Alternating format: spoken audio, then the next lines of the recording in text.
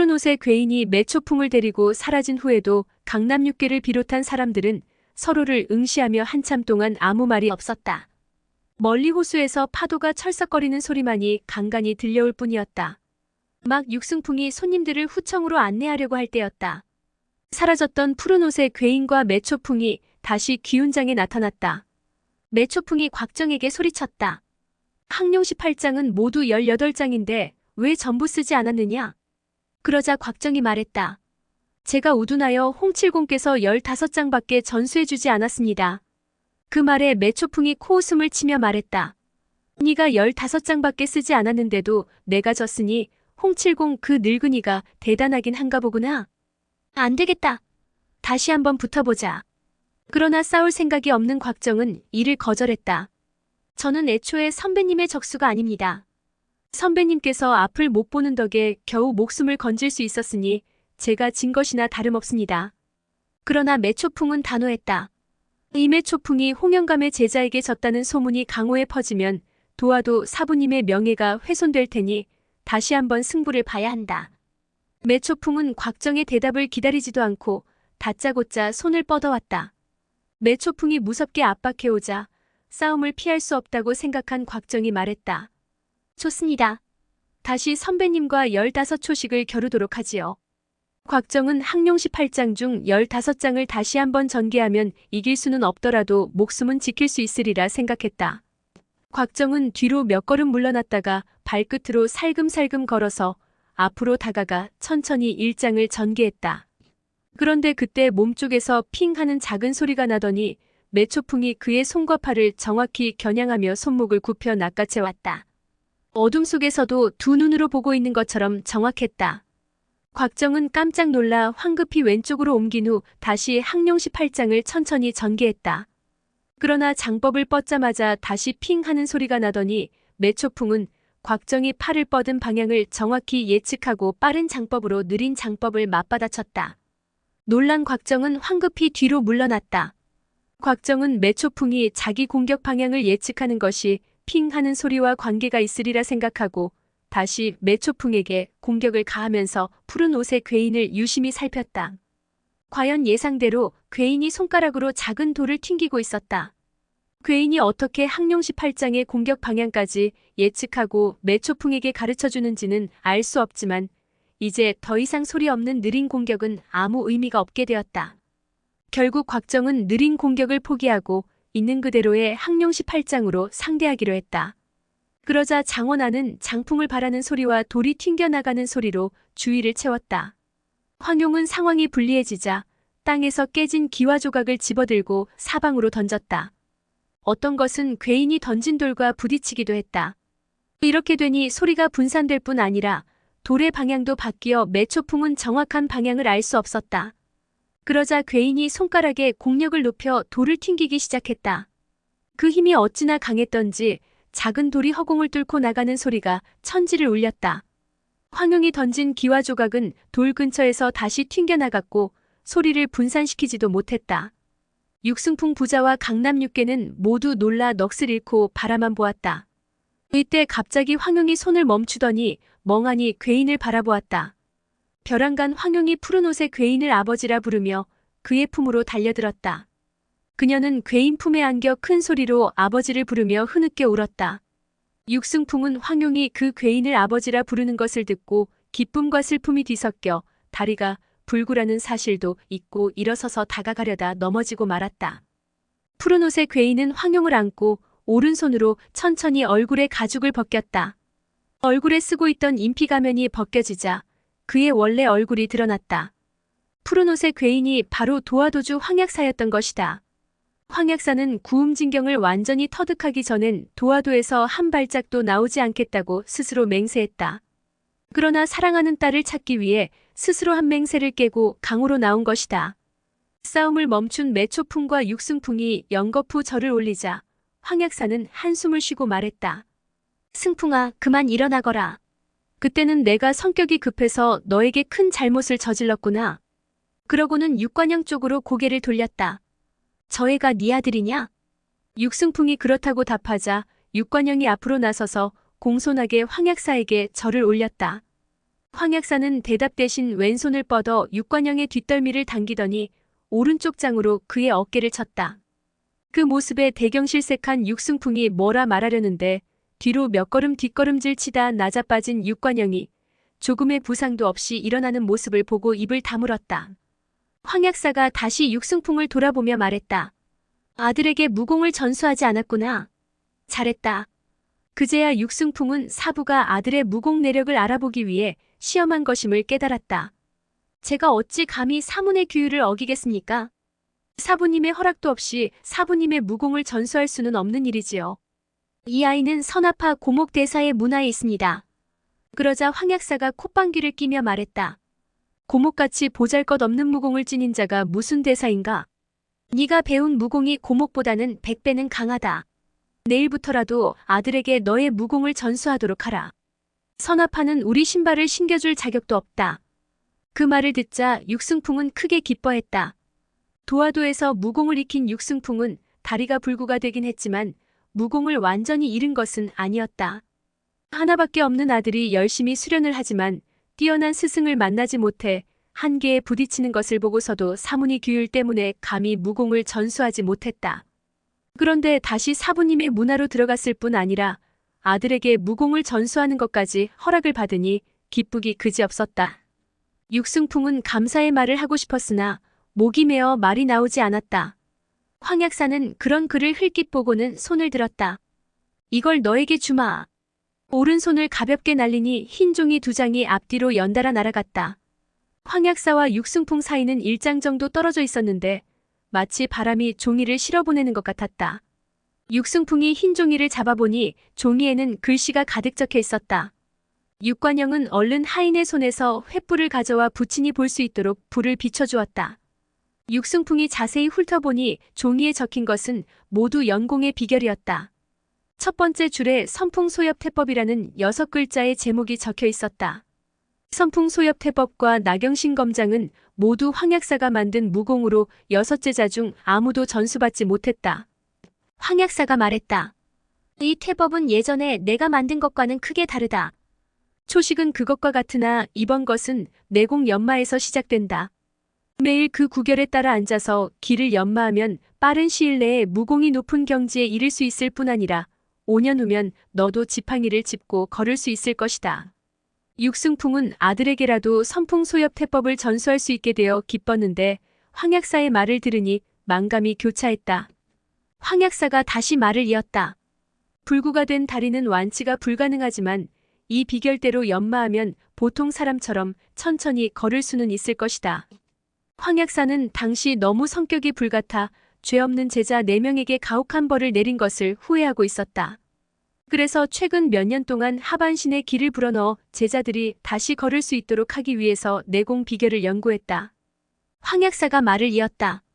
나머지 3명의 사제를 모두 찾아서 전수해 주도록 하여라. 그러자 육승풍이 약간 머뭇거리다가 대답했다. 사부님, 곡사형과 풍사제의 행방은 전혀 듣지 못했고 무사제는 이미 몇 해 전에 세상을 떴습니다. 황 약사는 비통한 심정으로 매초풍을 무섭게 쏘아보았다. 매초풍보다 지켜보는 사람의 가슴이 더 섬뜩했다. 황 약사가 냉랭히 말했다. 초풍아, 너는 큰 죄를 저질렀으나 너 또한 큰 고초를 겪었다. 방금 구천이니 내가 죽었다고 거짓말을 했을 때 너는 눈물을 흘리며 나를 위해 복수를 하겠다고 했다. 그 눈물 때문에 몇 년 더 살게 된 줄 알아라. 매초풍은 사부가 이렇게 쉽게 자신을 용서해 주리라고는 생각지도 못했다. 그런데 뜻밖의 말에 기쁨을 주체하지 못하고 땅에 꿇어앉아 절을 했다. 황 약사는 그런 매초풍에게 다가가 됐다며 그녀의 등을 가볍게 두드려 주었다. 그 순간 매초풍은 갑자기 등에 따끔한 통증을 느끼며 놀라 기절할 뻔했다. 그녀는 떨리는 목소리로 말했다. 사부님, 제자의 죄가 죽어 마땅하니 제발 여기서 바로 죽여주십시오. 제발 부골침만은 면하게 해주십시오. 황 약사에게는 부골침이라는 동문 암기가 있었다. 그것은 상대의 몸속 깊숙이 파고들어 관절 사이에 박히는 것으로 침에는 독약이 묻어 있어서 천천히 발작해 매일 6차례 혈관을 타고 흐르다가 말로 형용할 수 없는 격렬한 통증을 주었다. 또 한 번에 죽지 않고 12년 후에야 죽게 되는데 무공을 익힌 자가 공력을 운행해 이를 막으려 하면 고통이 점점 더 심해져서 온몸이 불에 타는 듯한 고통을 겪게 만든다. 매초풍은 부골침의 고통에 시달리느니 차라리 지금 죽는 것이 낫겠다고 생각했다. 그녀는 구운백골조로 자기 머리를 찍으려 했다. 그러나 황약사가 손을 뻗어 그녀의 손을 낚아채고는 냉랭하게 말했다. 뭐가 그리 급해서 지금 죽으려 하느냐? 부골침의 독은 1년 후에야 발작한다. 1년 동안 3가지 일을 완수하고 도화도로 나를 찾아오면 침을 뽑아주마. 그 말을 듣자 매초풍은 크게 기뻐하며 답했다. 제자 지옥에 가는 한이 있더라도 반드시 사부님의 명을 이행하겠습니다. 그러자 황약사가 말을 이었다. 첫째, 구음진경을 잃어버렸으니 찾아오너라.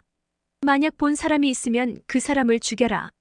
한 사람이 보았으면 그 한 사람을 죽이고 100사람이 보았다면 100사람을 모조리 죽여라. 99명을 죽이고 한 사람을 살려두었다면 나를 찾아올 생각은 하지 말거라. 모두가 이 말을 듣고 가슴이 섬뜩해졌다. 왜 사람들이 황약사를 동사라고 부르는지 그 이유를 새삼 알 수 있었다. 둘째, 고, 육, 무, 풍. 4명의 사형사제가 모두 너 때문에 고충을 당했다. 고경풍과 풍목풍을 찾아오고 무강풍의 식소를 살펴본 후 모두 기운장으로 데려와 살게 하라.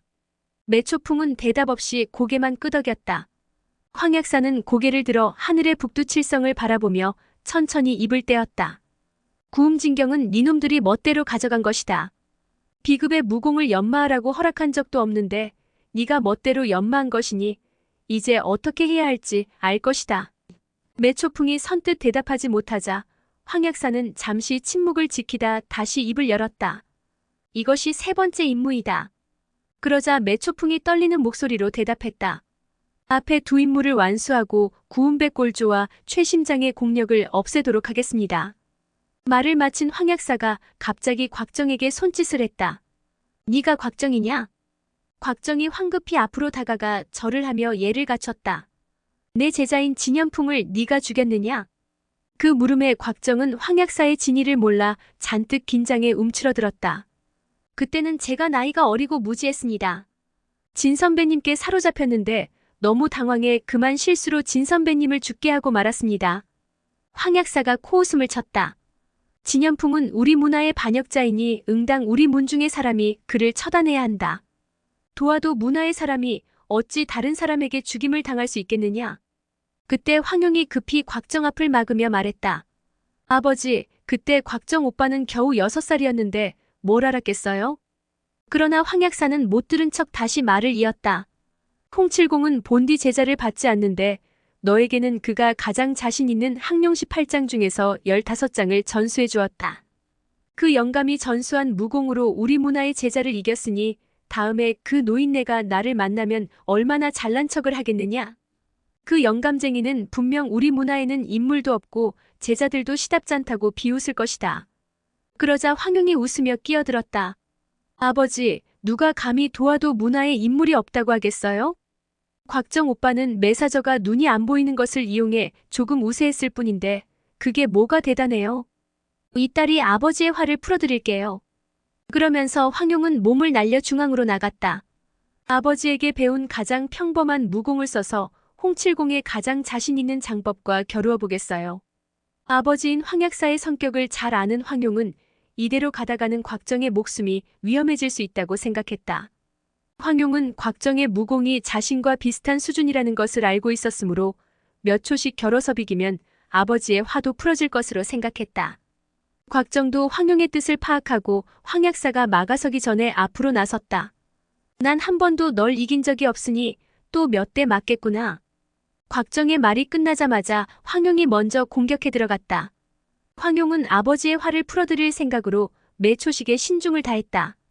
그녀는 곽정이 건장하니 몇 대 맞아도 견딜 수 있으리라는 생각을 한 것이다. 그러나 곽정은 그녀와 정반대였다. 항룡시 8장은 강한 내공을 필요로 하는 장법인데 곽정은 혹시라도 황용이 다칠까봐 내공을 제대로 실을 수 없었다. 그러니 변화무쌍한 황용의 나경신 검장에 훨씬 못 미쳤다. 그러나 이런 눈 가리고 아웅하는 식의 연극이 황약사에게 통할 리 만무했다. 황약사는 노안 얼굴을 하고는 냉소를 머금었다. 누가 그런 광대 노름을 보고 싶다고 했느냐? 황 약사는 갑자기 두 사람 사이로 몸을 날려 양손으로 두 사람의 목덜미를 잡고 좌우로 각기 던졌다. 그러나 딸을 던질 때는 가볍게 살짝 내려놓는 반면 곽정을 던질 때는 힘껏 땅에 내동댕이 쳤다. 황 약사는 곽정을 땅에 내동댕이 쳐서 입술이 깨지고 얼굴이 퍼렇게 멍이 들어 한동안 일어나지 못하게 만든 뒤에 용서해줄 속셈이었다. 그러나 곽정은 황 약사의 생각과 달리 다치기는커녕 아주 여유롭게 땅에 착지했다. 그 모습을 보고 황 약사는 곽정이 하반신이 튼튼하고 내공이 대단하다고 생각하면서도 한편으론 더욱 화가 치밀어 올랐다. 황용이 황급히 아버지에게 말했다. 아버지, 곽정 오빠에게 그러지 마세요. 그러나 곽정을 걱정하는 황용의 말이 오히려 역효과를 낳고 말았다. 황 약사는 아내를 잃은 뒤 딸을 의지하며 살아왔다. 그래서 집을 나간 딸이 갖은 고생으로 몸이나 상하지 않았을까 걱정하며 자신의 맹세를 깨면서까지 딸을 찾아 나섰다. 그런데 오히려 황용은 예전보다 훨씬 예뻐진 데다 곽정을 싸고 돌면서 자신과는 소원해진 듯하자 질투심이 일면서 화가 났다. 황 약사는 입가에 묘한 웃음을 흘리며 말했다. 넌 새까만 후배니 제자를 시켜 겨루게 해야겠지만 난 제자가 없으니 직접 널 상대해야겠구나. 그 말에 곽정이 황망히 몸을 굽히며 말했다. 제가 어찌 감히 선배님과 겨룰 수 있겠습니까? 그러자 황 약사가 차갑게 웃으며 말했다. 누가 너와 겨룬다는 것이냐? 나는 그저 상대해주겠다고 말했다. 여기서 꼼짝하지 않고 서 있을 테니 너는 항룡시 팔장으로 계속 날 공격해봐라. 내가 조금이라도 피하거나 손으로 막는다면 네가 이긴 걸로 간주하겠다. 곽정이 다시 한번 사양했으나 돌아오는 것은 황 약사의 호통이었다. 일이 이쯤 되니 곽정도 황 약사의 말을 따르지 않을 수 없었다. 곽정은 황 약사의 내공이 심우하니 오히려 공격하는 자신이 반탄력에 밀려 낮아빠질 것을 알고 있었다. 그래서 몇 번 넘어지는 것으로 용서받을 수 있을 것으로 생각했다. 곽정은 혹시라도 황 약사가 다칠까봐 걱정도 되고 전력을 다 실으면 되돌아오는 힘도 더 클 것으로 생각해 힘을 육할 정도만 끌어올렸다. 그러곤 조심스레 항룡시 8장 중 첫 번째 장인 항룡유해를 황 약사의 가슴을 향해 뻗었다.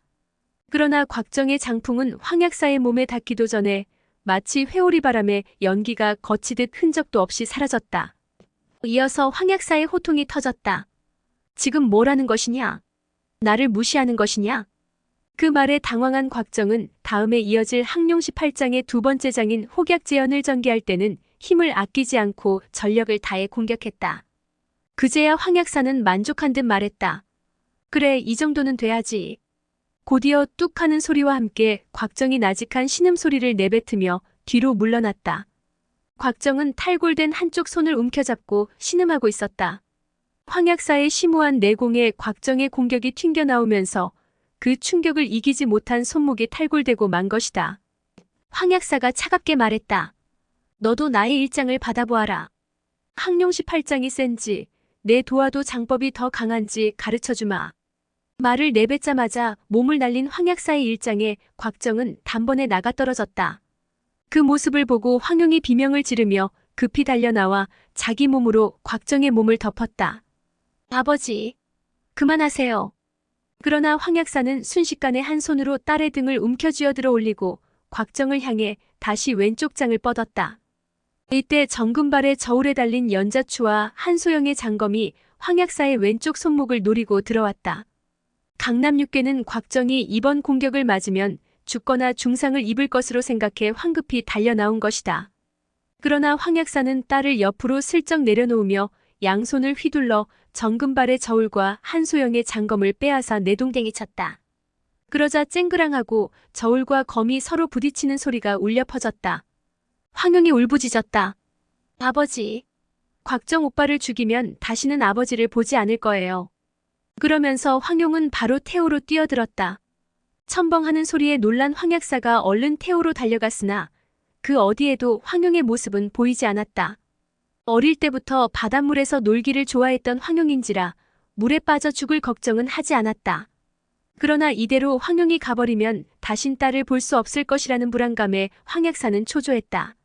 황 약사는 잠시 망연자실한 채 그 자리에 서 있다가 다시 고개를 돌렸다.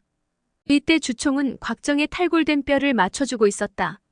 순간 딸에 대한 황약사의 분노가 그들에게 옮겨갔다. 너희 7명은 빨리 자결하는 게 나을 거다. 그러지 않으면 갖은 고통을 다 겪게 해주겠다. 그 말에 가진학이 철장을 휘두르며 말했다. 죽음도 두려워하지 않는 사내대장부가 그깟 고통쯤이야 뭐가 대수겠소.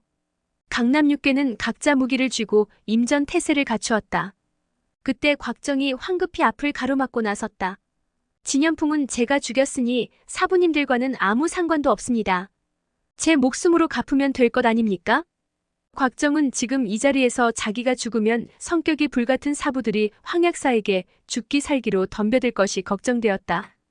그래서 곽정은 황약사 앞에 몸을 꼿꼿이 세우고 또박또박 말했다. 저는 아직 부친의 원수를 갚지 못했으니 한 달만 말미를 주십시오. 30일 후에 직접 도화도로 찾아가서 목숨을 바치겠습니다. 황약사는 여전히 물에서 나오지 않는 딸이 걱정되어 곽정에게 신경 쓸 겨를이 없던 터라 아무 말 없이 손을 휙 내젓고는 몸을 돌려 떠났다. 황약사의 그림자가 어둠 속에서 잠깐 어른거리더니 곧 시야에서 사라졌다. 황약사가 떠나자 긴장하고 있던 사람들이 일제히 한숨을 내쉬었다. 육승풍은 잠시 정신을 놓고 있다가 말문을 열었다. 여러분, 객청에 가서 잠시 휴식을 취하시지요. 그의 말이 떨어지자마자 매초풍의 씁쓸한 웃음소리가 들렸다. 그녀는 웃음을 내뱉고는 소매를 털더니 휙 날아올라 어둠 속으로 멀어졌다. 그런 그녀의 등 뒤로 육승풍이 얼른 소리쳤다. 매사저, 당신 제자도 데려가시오. 하지만 어둠 속에 정적만 흐를 뿐 매초풍은 이미 멀리 사라지고 없었다. 오늘의 영상은 여기까지입니다. 영상이 도움이 되셨다면 구독과 좋아요, 알람 설정 부탁드립니다. 시청해주셔서 감사합니다.